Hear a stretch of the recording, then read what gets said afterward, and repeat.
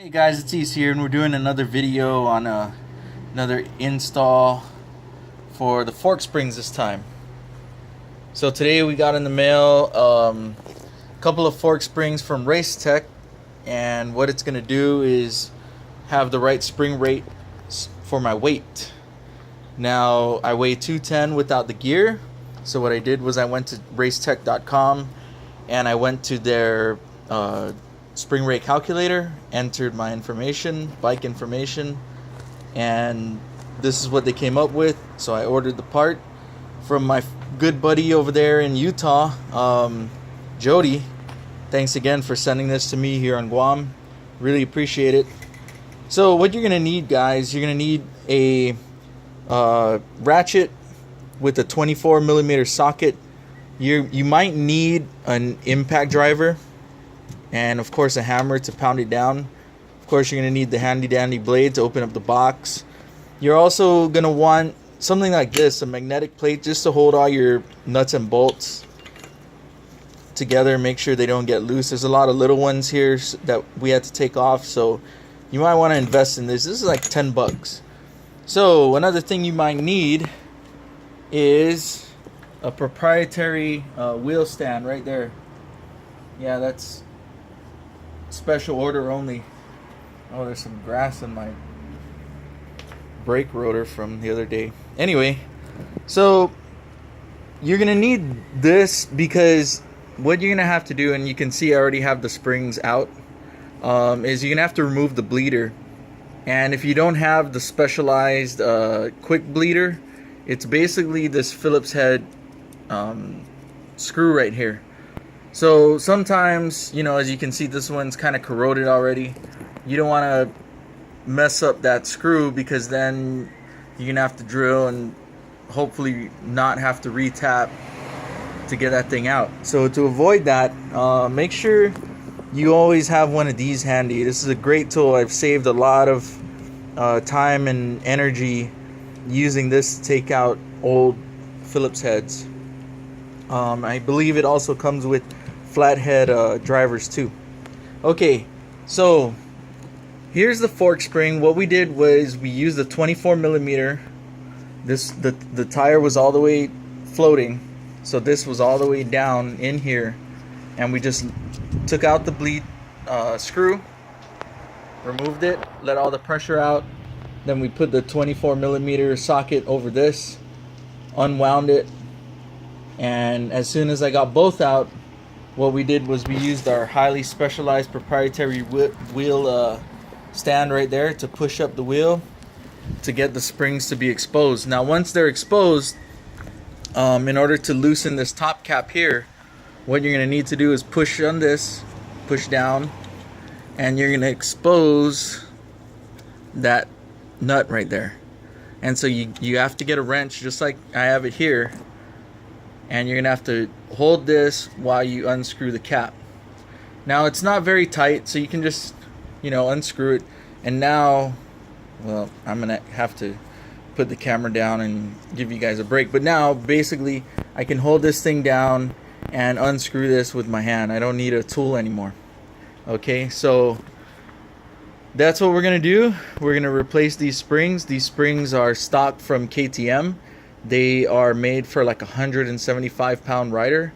I am right now 210 and losing, actually.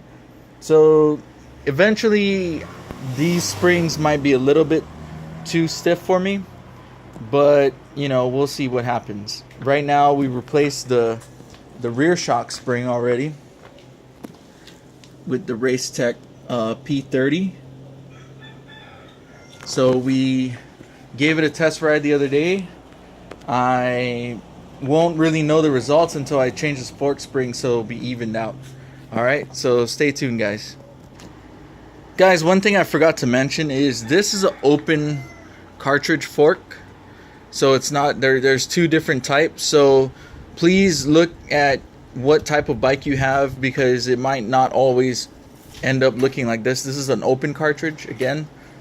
These are WP forks. So what I did was, of course, like everyone else, I went online, did some research, and I figured out how to do it, thanks to everyone who's posted their videos. And then so when the springs come in also, they come in oiled. So this was sealed. I just cut this open and they're oiled inside there to keep it from rusting. So these things are supposed to be like embedded in oil. I'm guessing they're some type of high carbon steel, of course. So high carbon steel is very susceptible to corrosion. So when I take out the old springs, like I don't want those to get ruined. So what I'm going to do is I'm going to put them back in this bag, put some more oil in it, and seal it up good. Okay guys, we got the cap out. Now one thing to note is when you're unscrewing the cap, which we have here, as you get to the end, it's going to be a little tight. You're going to feel a little resistance. Just go ahead and break through and keep going and you'll be fine. Another thing you're going to want to do is use the wrench, because as you can see here, it's kind of holding the cartridge up. Now as soon as I take that wrench out and I pull out the spring, this cartridge is going to want to drop back down into the tube. So what you're going to have to do is kind of hold it while you're pulling out the spring. You know, be real slow because there's oil in there. And if you do it really fast, you're going to pull out a whole lot of oil and, you know, it's going to get everywhere and get all messy. So be slow with it and just be patient. You'll get it done. Okay guys, there's the old spring next to the new spring. And as you can see, it's a perfect match on both ends. Perfect match. So the difference is you can see that the ends are a perfect match, but look at the coils. They're not perfectly aligned. This one looks like a little more tight pack coil, and this one you can see is a little bit more stretched out.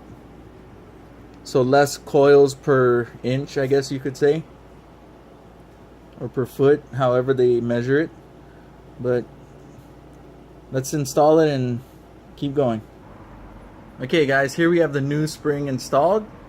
You can see that's the new spring right there versus the old spring right there.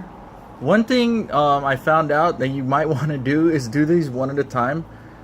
Take them out one at a time, because what I did was I took these spacers out and I totally forgot which order they went. I'm not sure if it really mattered. I'm pretty sure it does in some way, but you know, I had to look at this one to make sure. A lot of times what I do is, I'm not sure, especially with engine work, is I'll take pictures as I'm disassembling to make sure that when I reassemble, I know the order it came out.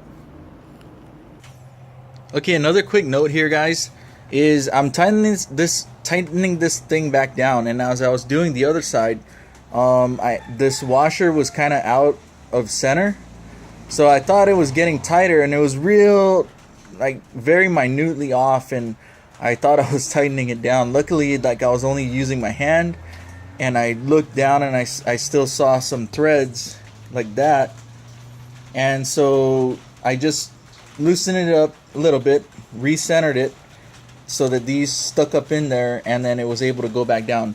Another thing that you might want to note is you don't want to torque this thing too hard. Okay, I took it out barely. I mean, I was able to unscrew with my hand.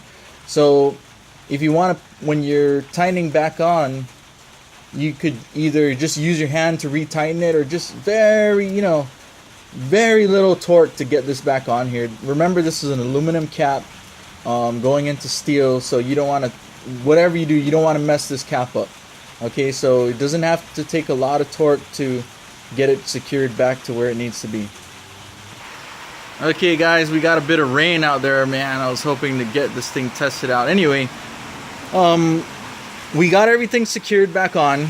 Now what we're gonna do is we're gonna take off our proprietary tire holder down there, and we're gonna make this thing suck back down in here so we can screw these caps back on, secure it down, and we're done. We're good to go. We didn't need to change the oil, although if you want to service your forks, you could.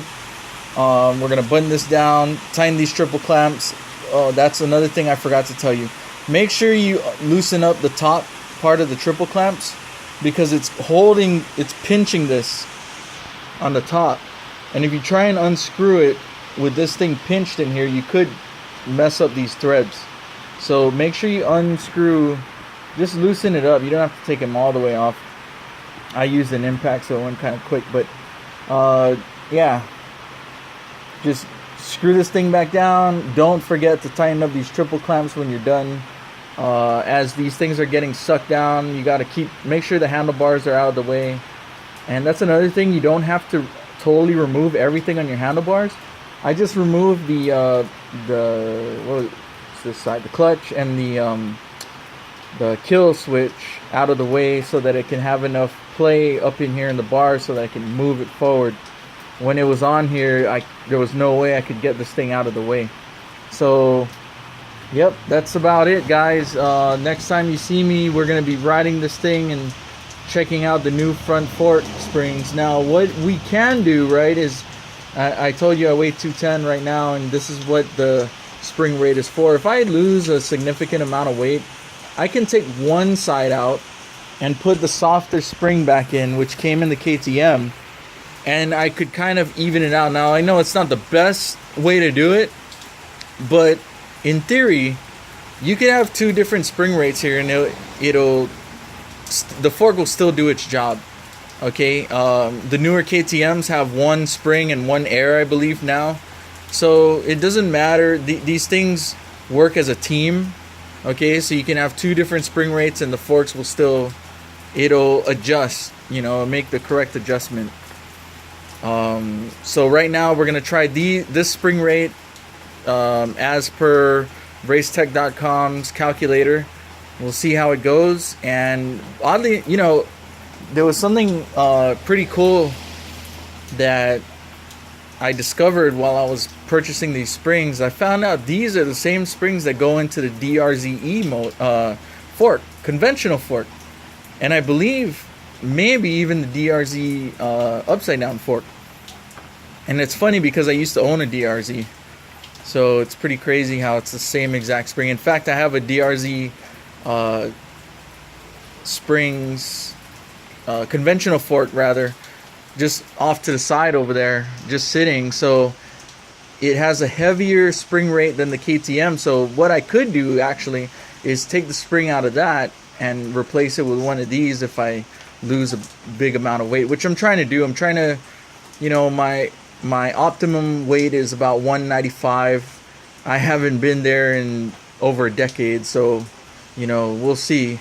But I was walking around at 220 for a couple years. Now I'm down to 210, and, you know, as time goes along, my goal is to just keep losing and losing. So as you lose weight, either add more gear while you're riding, or you got to change your springs, and vice versa. If you're getting heavier, you know, if your stock bike is 175 and you're a teenager, believe me, as soon as you get to your 20s and older, you're just going to keep gaining and gaining and gaining. That 175 is going to be a dream. So yep, racetech.com. Like I said, there's other springs out there, guys. There's other spring companies. I just used them because they were super convenient. My man Jody from Utah had them on sale on eBay for me, so I picked them up from him. Man, I really wish I would have a chance one day to visit Utah. It seems like a pretty cool place to ride. A lot of cool trails and a lot of good people out there. Check out their channels, guys. And as we do mods to this bike, we'll just keep posting them and show you how it turns out on the road or on the trail. All right, thanks again for watching. Peace out.